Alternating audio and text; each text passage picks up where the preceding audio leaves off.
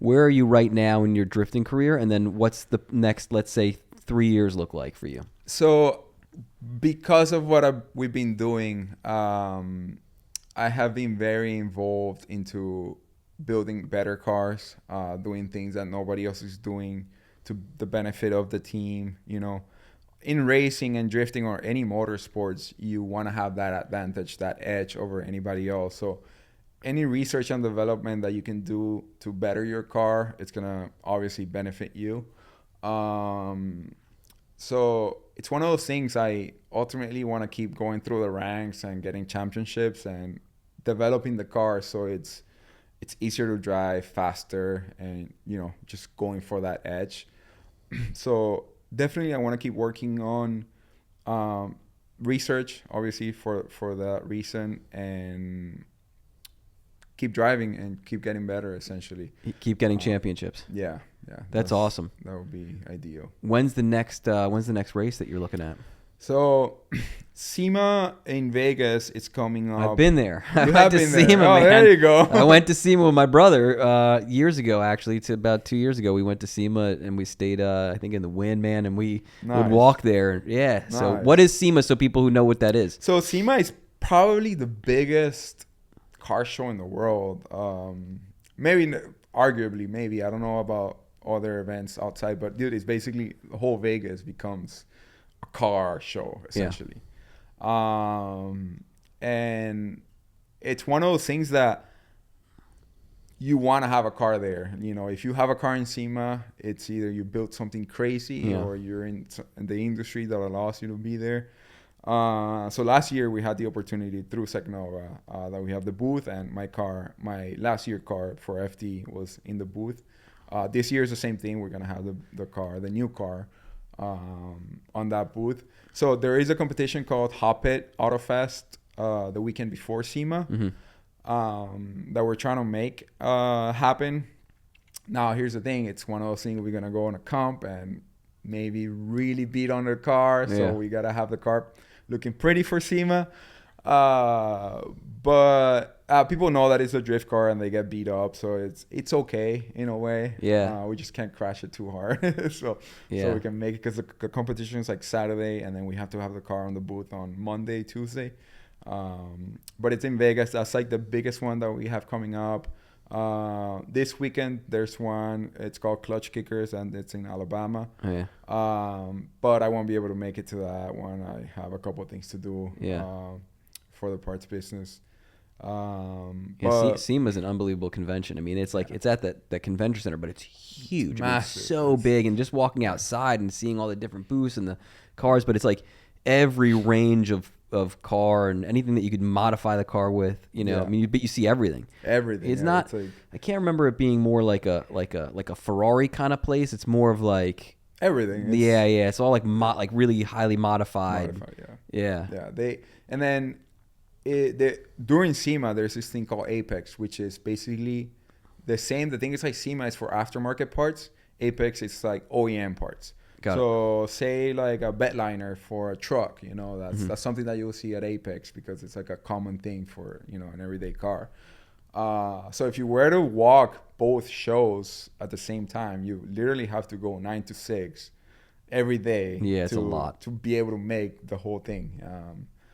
So yeah, it's huge. It's basically I walked in. I was there for like 2 hours and I was out. And then I lost a bunch of money at the blackjack table. There you go. Actually, we were there. It was Formula One that was when they had the race in Vegas. So they had everything. A lot of streets closed. So it was last year or the year before. It was 2023. It would have been November 2023. Yeah. So the first F1 in Vegas. Yeah, it wouldn't have been. Yep. Yeah. I think it was before SEMA. It would have been 2023. I think it was right after. I don't think they had done it yet, because I remember being there. They had the Red Bull car was at the hotel and stuff. But I remember leaving because everything was still up, and then I think they ran it. Yeah. Because I remember someone crashed. You see these crazy stuff. Yeah. What about that, man? Real quick, you ever have any type of are you afraid there could be a bad wreck? I mean, have people gotten hurt? How safe is the sport?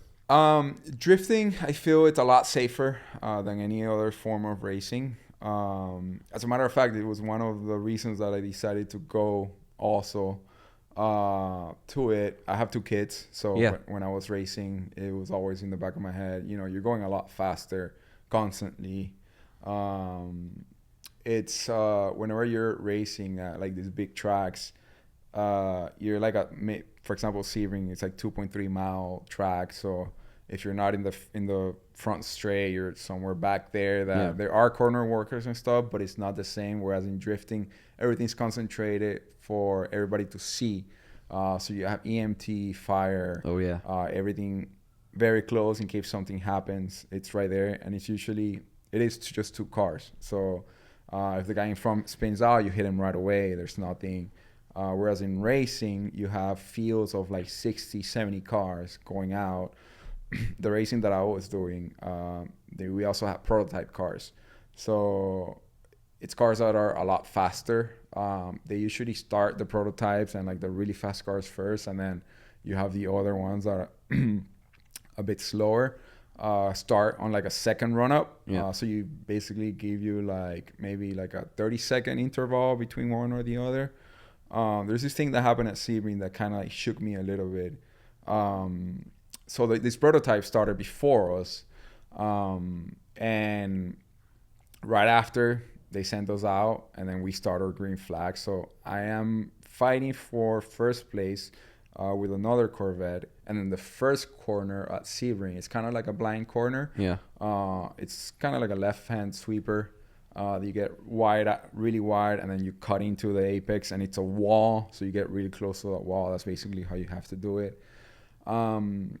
As I'm fighting, so I'm looking under my rearview mirror, like trying to get for the apex or just get in there. And as I turn in to the blind corner, all of a sudden there's a prototype just right in the middle. Oh man. And I just see prototypes don't have like a top. It's like open cockpit. Really? So I just see the helmet of the guy, and I'm like, I don't know how we didn't hit him. It was one of those reactions that we moved out of the way, luckily. But it gave me basically that could have been me. I could have been in the middle, and then somebody just hit me. And basically, if I would have hit him, it probably would have killed him. Wow. That's great. So luckily nothing happened, and he was able to get off of it. Nobody else hit him. There's actually a video on my Instagram that you can see how he was just like. Oh right man, there. yeah. You have to show me after.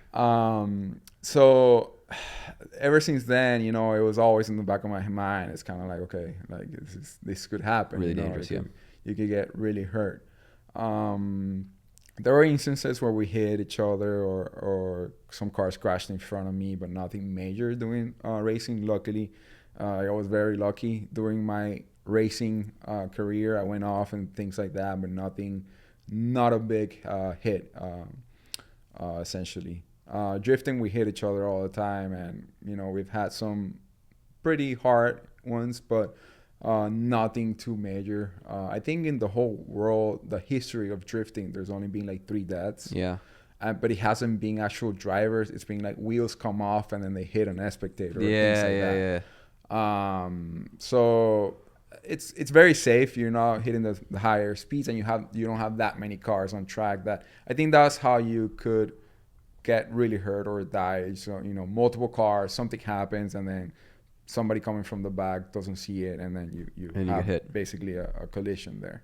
How do all right, 2 more questions. How do you what would you suggest for a younger generation if they wanted to get into drifting? Like, how would they start? So from a financial point of view, I would say so nowadays we have sims, right? Sims are something that it could save you so much money. If you want to get into drifting, the learning curve is extremely expensive. You got to find a car. Yeah. You got to modify it, so you essentially have a welded rear differential. So both wheels spin at the same time. The majority of cars don't do that. It either has to be it's like a My Cousin Vinny thing. I don't know if you ever saw that movie. Yeah. The rear differential needs to be because one car spins and the other one's most get stuck in the mud. Exactly. Yeah. Okay. Like that. So you have to have both of them spin at the same time. Yeah. So they turn. So right there, if you're doing that to a car, you can't really drive that on the street. Every time that you will turn, it'll go it'll skip. So it's not really like a daily thing. So you need to have a car. Obviously tires are expensive. So nowadays you can buy a simulator for, I think they start like $1,500. Really? On the low end, if you want something more high end, maybe $3,000, $4,000, $5,000. But it's still cheaper than buying a car and making it for drifting. A simulator. Wait, but what is a simulator? So a simulator, basically, it's a PC. Okay. So with a video game on it. The most popular one is Assetto Corsa. That's the one that has most of drift cars developed for it, and they make it so it seems very real. When you're driving the sim, it feels like you're driving a real car. So essentially, you can buy this simulator for $3,000 to $5,000, practice on it, and save you so much money and time, because essentially you're on a video game that you have unlimited tires, unlimited cars. Nothing's gonna break. It's just get in, drive as many laps as possible, thousands of hours, and you're gonna get real good. When you make that transition from a simulator to a real car in real life, it goes a lot smoother. You already get the motion controls, and you already know what you're supposed to be doing, how to accelerate, how to use the clutch, how to brake, how to use the hydro, which is the rear brake. So it's cheaper to get into. You learn the basics and even some high-end skills on the sim. And by the time that you get to a car in real life, you'll save so much time and so much money, because you basically have unlimited amount. It's like cry once, essentially. Yeah. But like, what does it look like? Is it like a video game? Like if you go to like an actual like a arcade and like you actually sit in it and like you're legit like in a car, like with a seat and like a clutch and like a stuff, like has the whole equipment. Yeah, essentially. Wow, that's awesome. You could do either screens, or nowadays you can do the VR. Virtual. And then it's basically a wheel, like a steering wheel. You have your gear lever and your hydro for the rear brake, and then your clutch, clutch, brake, and gas, essentially. Wow. So you load it up. There's a sim8.hq. It's a very popular like sim racing, and they come from Drift HQ. So they have kits that you buy, install, and then you could go and drift. And I go online. I try to do it every day, half an hour practice session. Do you have a simulator at home? Yeah, where, like the office? Yeah, I have one in the office. And it's like you just sit down like a car seat and you're going? Sit down, put my VR on, go online, talk to the boys. All right, who wants to practice? Oh, man, that's awesome. We go online. I can even picture that. Yeah, and we turn some laps. Especially before an event, or if you're driving a new track, you drive it on the sim before. It's just so you get a hang of they have the real tracks preloaded into the sim. Basically, every track in the world, arguably, it's in the sim that you can drive it in real life. I might have to get one of these things. Man, it's a lot of fun. It sounds like a lot of fun. Yeah, definitely. And it legit feels like real, like you're in the real thing. Yes, it's harder when you come from driving cars in real life to the sim, adapting to not having the extra feels of like the engine and the noise. And I feel like when you're driving a car, you're like one within. Obviously, you lose some of these feelings because it's not obviously a real car. But when it comes down the basic maneuver of the steering wheel, how much you have to give it gas at certain speeds, at certain turns, all that you learn it. So it's harder for guys that go from pro level drifting to the sim. Yeah. You're lost at the beginning. You're like, I can't drive this thing. Like, what is going on? Yeah. You lose those senses. But from sim driving to actual real drifting, they pick it up like this. There's kids that having sim their whole life, 12, 13-year-olds. You give them a car and they're already linking a whole track. So it's really good for starting out. Anybody that reaches out to me like, oh, how do I get in? What do I do? I tell them, buy a sim. Buy a sim, dump a bunch of hours into it. If you get good at it, you're going to have a much easier time getting into and then by the time you got to save up money, man, you got to be working, you got to be doing something. Yeah. And the whole thing, that's another thing, real life drifting, it's like 95% working on the car, figuring things out, and 5% driving. Yeah. Because, it's like trial practice. 95% of the time we're here in the office, and then 5% We're less. We're in the courtroom and we're trying a case. You know. Yeah. That's very interesting. How do people find you? Like, what are your social media handles? So if they want to check you out and they want to see your background, they want to watch your videos, how do they find you? So Instagram, TikTok, or YouTube, Luis Lanz, Luis Lanz 8 almost some of them. If you put my name, it'll come up. My TikTok and my YouTube is in Spanish. So I'm trying to bring more of the Latin America crowd and fan into drifting because it's not as common as in the US. Yeah. And from the feedback that we've gotten from fans, they love it, and it's something that more people want to do it, especially everybody goes back to like Tokyo Drift. Yeah. So it's something that I feel there's a lot of more fans and people that can learn more from South America. So we made those channels to cater to them because there's no other drifting doing much as like Spanish content. You know, and I want to talk about this real quick, and then we'll wrap up. But you mentioned that you did a clinic in Tokyo. Are there other? Tell me about the clinic that you did in Tokyo, and then tell me, are there other things like that where young people, they can sign up? It's like a camp. They want to spend whatever amount of money so that they can be there for like a week or 2 weeks and get this training and learn how to do it. So I go to Ebisu in Japan. It's more catered to a little bit of higher end. You don't really go there to learn during so Drift Matsuri. It's something that happens 3 times a year at Ebisu in Japan. It's close to Fukushima. And it's Drift Matsuri is basically the festival of drift. So everybody from all over the world that's into drifting goes there during those days. And we usually go like the week before. The festival is on the weekend, but we go the week before and we start driving. You gotta have a car there if you're gonna be driving the whole week. Yeah. Because they do have rentals, but you know it's very expensive. Like if you rent a car for a whole week, you could have just bought a car. Yeah.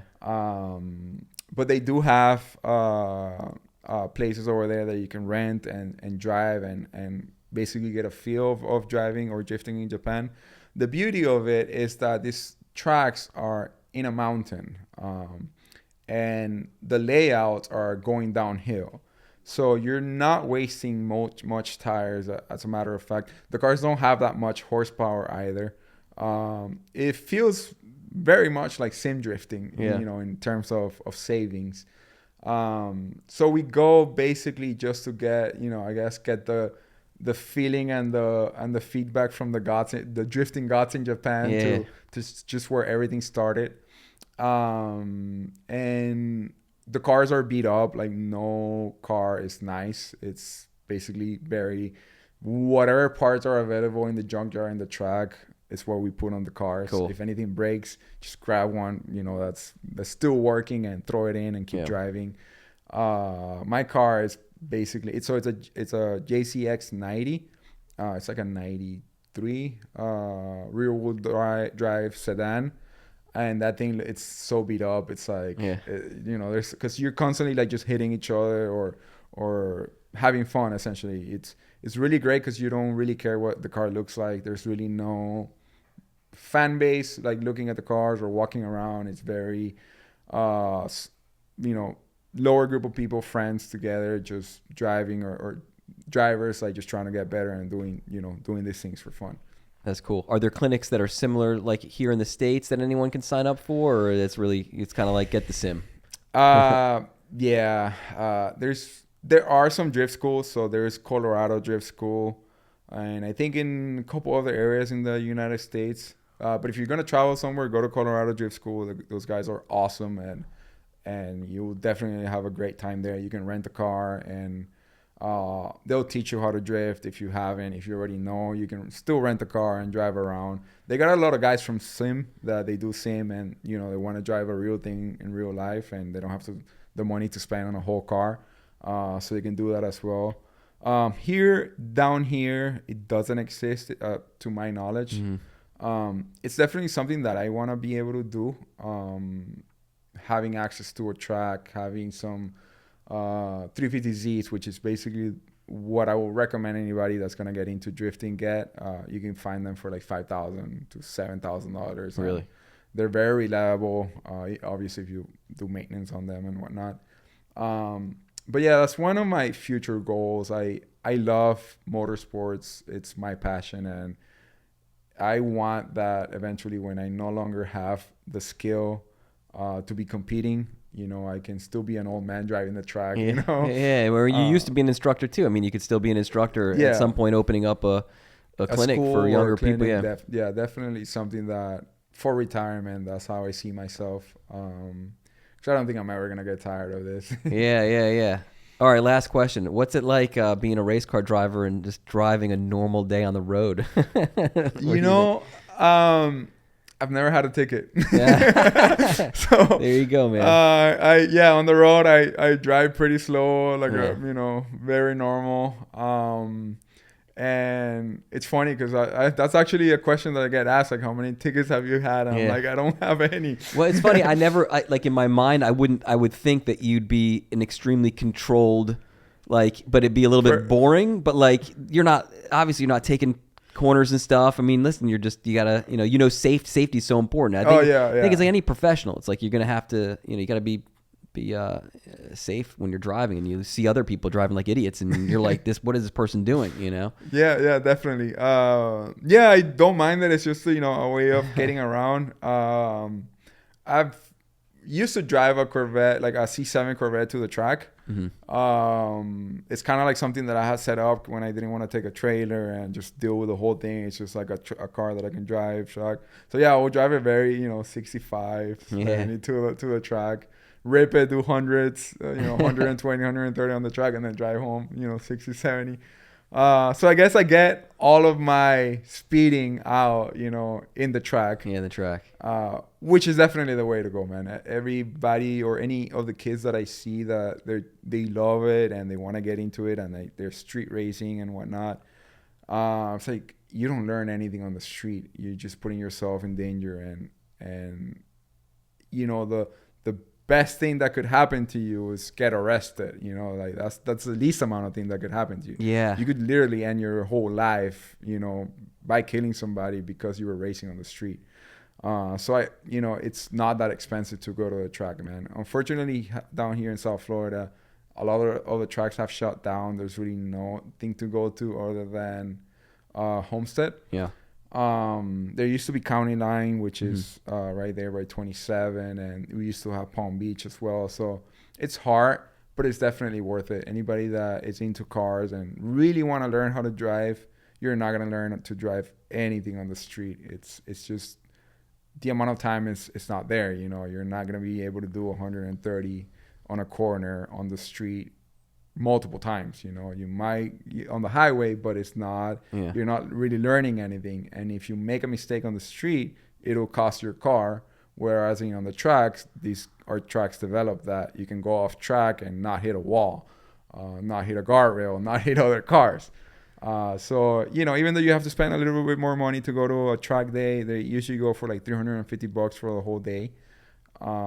It's worth it, man. It's definitely something that I tell everybody: go to the track and really learn how to drive a car on the track. Yeah, it's unfortunate. You do see like too many like Instagram videos or YouTube videos of like young people trying to do these racing or drifting on the road, and like you said, the best thing that can happen is they get arrested because maybe they'll learn their lesson and stop, other than killing themselves, killing somebody else, destroying their car. Yeah, ruining their life, for the rest of their life because they're just doing something dumb. But takeovers too. It's one thing that it kind of people try to familiarize it with drifting. Yeah, it has nothing to do with drifting. We don't condone it, and we actually talk really bad about anybody that's into any kind of takeovers. What is that? Tell me what that is. So it's you've probably seen the videos that they close down an intersection and they start doing donuts around. Yeah, and then someone gets hit, or someone falls out of a window, or a car comes through the intersection and just destroys them. So it's a little controversial, but we constantly say it. If you're doing that, you don't know how to drive. You come to a track and you will see how bad you are. Yeah. Just because some of these kids they start doing the takeover stuff, and you're not learning anything. You're doing donuts, and anybody can do that. Yeah. All right. Well, listen, man, I really appreciate you coming in, man. I think there's a ton of awesome information there and fantastic career. And I'm looking forward to watching a bunch of the videos and putting some B-roll on this podcast, man. Definitely, man. Thank you for having me, and it's been a pleasure. Awesome.